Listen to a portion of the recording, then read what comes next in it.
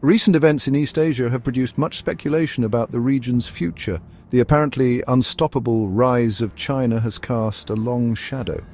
For when the dragon stirs, it seems the world trembles. A front row seat at the end of history by David Martin Jones and M.L.R. Smith. The dragon stirs, China's long shadow. As a result of the dragon's growth, we are told, world power will shift inexorably east towards Asia. However, the landscape of the new Asian century appears eerily familiar. During the supercharged East Asian economic growth of the mid-90s, the vision of a new Pacific century and the associated decline of the decadent West was first conjured by regional statesmen like former Malaysian Prime Minister Mahathir Mohamad and scholar bureaucrats such as Kishore Mahbubani.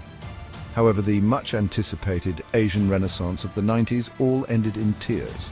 Rapid growth coupled with opaque government business relations and a questionable set of loan portfolios came to a shuddering halt in the Asian financial crisis of 1997. The aftermath revealed a lack of financial and political accountability that saw Southeast Asia mutate from a region of peace, harmony and growth into one typified by growing ethnic and religious discord and economic instability. The process culminated in this manifestation after September 11, 2001, as the region became the second front in George Bush's war on global terrorism. Current commentary about a dynamic and integrated East Asia therefore evokes skepticism as well as déjà vu. It was in response to the perceived humiliation by global financial markets and Western-backed institutions such as the International Monetary Fund that the 10 Southeast Asian members of the Association of Southeast Asian Nations, together with Japanese and Chinese politicians, began to consider establishing regional structures to avoid, or at least minimize, future financial shocks. Much rhetoric, as well as some financial backing, was given to support this commitment to a new, more integrated and economically resilient East Asian region. China and the role it seeks in the region is key to this evolving Asian drama. Beijing, unlike its Northeast Asian neighbor and regional rival Japan, played the economic crisis well by not devaluing its currency, whilst Japanese investment deserted Southeast Asia after 1997. The momentum of Chinese growth and its continuing attractiveness to foreign direct investment during and since the financial crisis has revived the stagnant high-tech sectors of Northeast Asia and, to a lesser extent, the resource-based economies of Southeast Asia. Japan's partial emergence from economic stagnation and South Korea's recovery from financial crisis, moreover, are entirely the result of the insatiable demand for high-technology products from China. 20% of Japan's export trade is with a booming China. The political reflection of Asia's renewed economic dynamism is the grouping of ASEAN plus 3, comprising China, South Korea and Japan, that has evolved since 1972.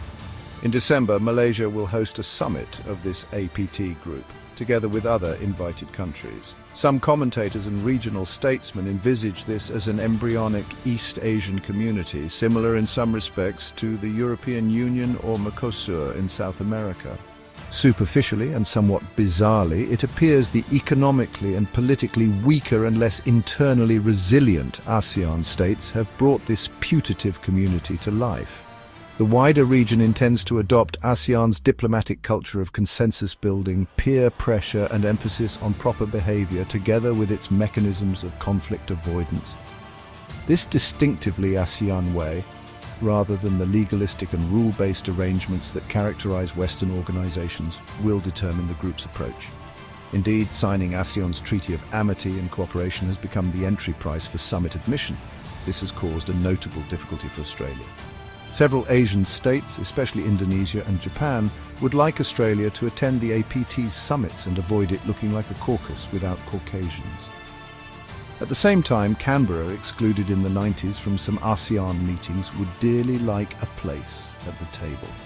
However, Prime Minister John Howard had undiplomatically repudiated the treaty the previous year, claiming it represented the tried and failed mindset that had been unable to address the region's various economic, religious, ethnic and boundary differences since its introduction in 1976.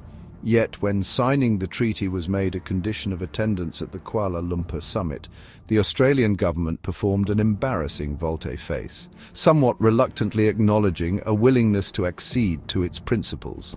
From an ASEAN perspective, this caused Howard a satisfying loss of face. However, the reasons for his misgivings are worth considering. The treaty is an unremarkable document requiring all members to respect the independence, sovereignty, equality, territorial integrity of all nations, the settlement of disputes by peaceful means, and non-interference in the internal affairs of one another. Because it relies on internal strength rather than external security, the treaty has done little to build an economic, political, or security community in Southeast Asia.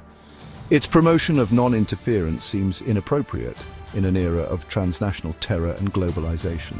This approach, however, not only suits the more autocratic members of ASEAN, like next year's chair Myanmar, and the less democratic states of the region such as Cambodia, Vietnam and Laos, it suits also other states like Singapore and Malaysia, albeit to a lesser extent. It most certainly suits China. And it is China's understanding of what the region should become that gives the forthcoming summit its significance. This is not without irony. China has always been suspicious of multilateralism and the system of treaties and laws that shape international society. It has a long history and a long memory.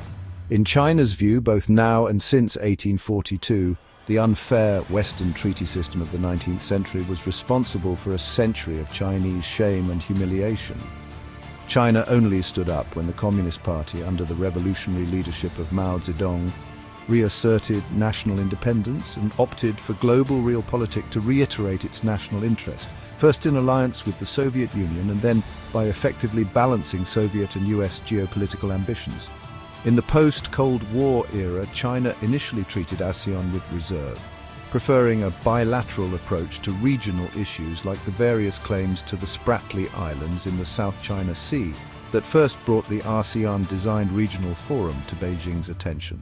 More recently, however, China's fourth-generation leadership has felt comfortable with the non-binding ASEAN way and its consensus-driven approach based on strong interpersonal ties. For Beijing, the emphasis on non-interference and internal strength dovetails nicely with its 5 principles of peaceful coexistence, first articulated by the late Premier Zhou Enlai, which also emphasized respect for territorial integrity.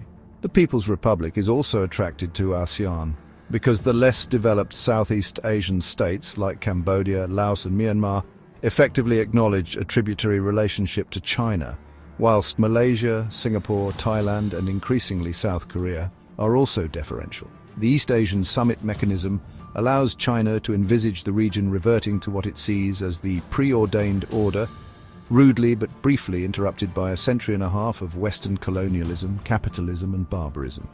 This regards China as the moral and economic center of a web of relations embracing the adjacent Confucian countries of Japan, Korea and Indochina, and extending its influence into Southeast Asia.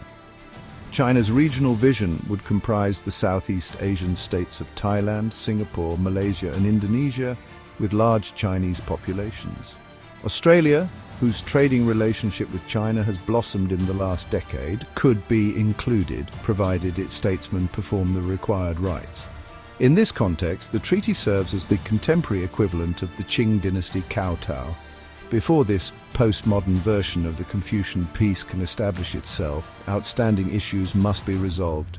Japan, which abused the Chinese order between 1895 and 1945, must be brought to heel, apologize, and compensate for the 1930s massacres in Manchuria and Nanjing. The rebellious province of Taiwan must be reintegrated into a unified China for Beijing. This is an internal matter. This approach to peace and regional security requires the recognition of China's historic and moral authority in the region. Ultimately, an ASEAN-sponsored East Asian community will be pressed to embrace a Sino-centric understanding of the region and the world.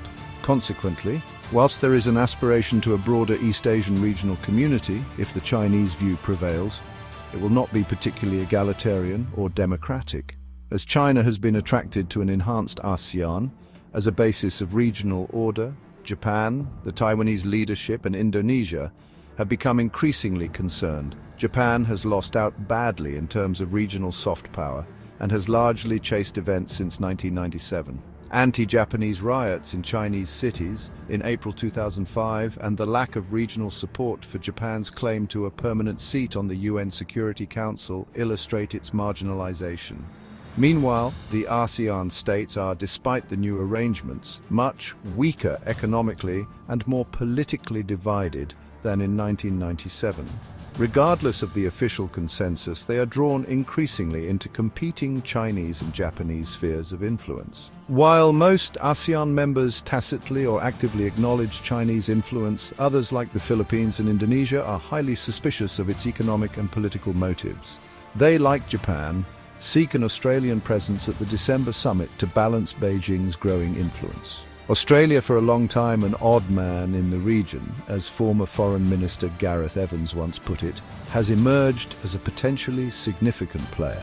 However, because both the Australian Liberal and Labor parties tend to view Asia as a monolith, regional policy has lacked the sophistication to promote the complex balancing of interests that must occur to avoid East Asia's future becoming Europe's early 20th century past.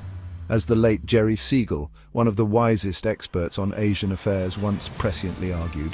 Whatever else, the East Asian Summit will inaugurate interesting times. Thank you for watching. This video is a chapter in the book, A Front Row Seat at the End of History, by authors David Martin Jones and M.L.R. Smith, and published by the Bruges Group. To view more videos in this series and more content from the Bruges Group, please subscribe to our channel. See you next time.